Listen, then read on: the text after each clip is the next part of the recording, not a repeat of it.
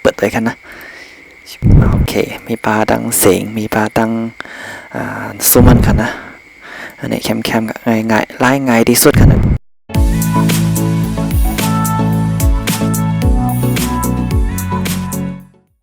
ไม่ทรงนังเสียงคากำในเฮาที่มาเฮ็ดอันเป็นใส่ transition กันเนาะอันเป็นวิดีโออันใส่ transition อันคึกอันแคมอันเป็นฮิตกันใจกันนำอันค่ะเนาะเมื่อเดียวก็หันมาค่ะเนาะในจอมบล็อกวิดีโอเขากลเกี่ยวถ่ายวิดีโอเขาจะไหนค่ะเนาะหันใจมานำค่ะเนาะจอม pre wedding เขาจะไหนก็หันมีมาค่ะเนาะอันเป็น zoom transition นั่นค่ะเนาะที่เหมือนจะไหนค่ะ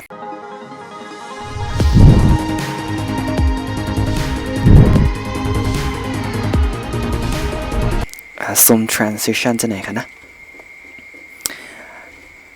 แล้วก็แต่ที่ไล่อันนี้มาไหนดีๆเมื่อโหลดเอาค่ะเนาะอันไหนแต่เราไม่ใจค่ะเพราะมาตัวคลิปวิดีโอไหนแต่เขาก็เลยเตรียมให้ปันก็เขาเยอะค่ะนะก็เขาเมื่อโหลดเอาที่ลิงก์ตั้งใต้เลยค่ะแล้วก็โหลดเข้ามาแล้วก็ในพอโหลดเข้ามาเอาในที่มาอยู่ไว้ดีนี่ค่ะเนาะที่ดาวน์โหลดของเขาเนี่ยค่ะที่ดาวน์โหลดของเขาที่ไหนแล้วก็ที่นี่ค่ะพอเราโดดมาก็ได้ออกมาที่นี่ค่ะนะซูมอินเดี๋ยวนี้ค่ะแล้วก็เทคดับเบิลคลิกเปิดเข้าค่ะโอเคแล้วก็ที่ออกมาที่นี่ค่ะนะสังเกตด้วยก็อันนี้เป็นห้องไทม์ไลน์ของอันเก่าของเขาเพราะเขาเปิดเข้ามาที่ออกอันไทม์ไลน์อันนี้ค่ะนะอันนี้เขาขอเลยให้ด้วยจะไหนค่ะเนาะมีปลาเสียงมีปลา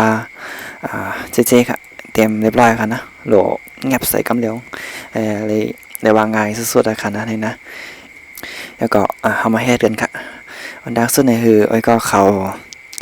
เสนค่ะหลักเสนก็คือเต็กเมาไผ่กวาแล้วก็เฮ็ดเป็นกลุ่มผลตั้งก่อนค่ะนะเฮ็ดเป็นกลุ่มแล้วก็ในห้องอันไทม์ไลน์อันตั้งในก็คือตีอันนี้ค่ะแทร็กของมันค่ะเป็นจันในคือไว้นำค่ะนะคือไว้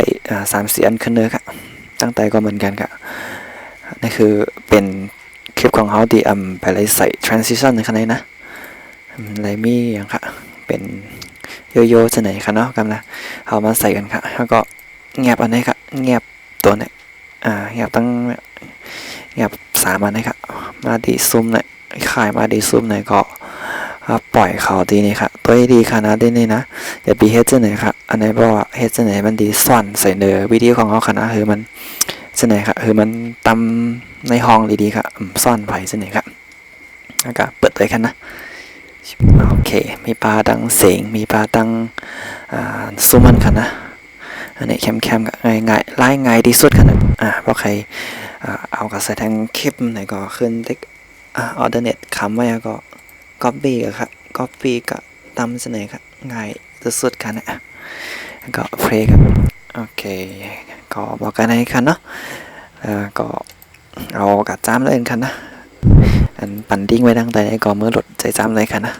ก็มือไว้จ้ำได้กันค่ะนะก็วิดีโอคลิปนั่นไหนก็ย้อนดีกันให้กันค่ะไม่ส่งค่ะ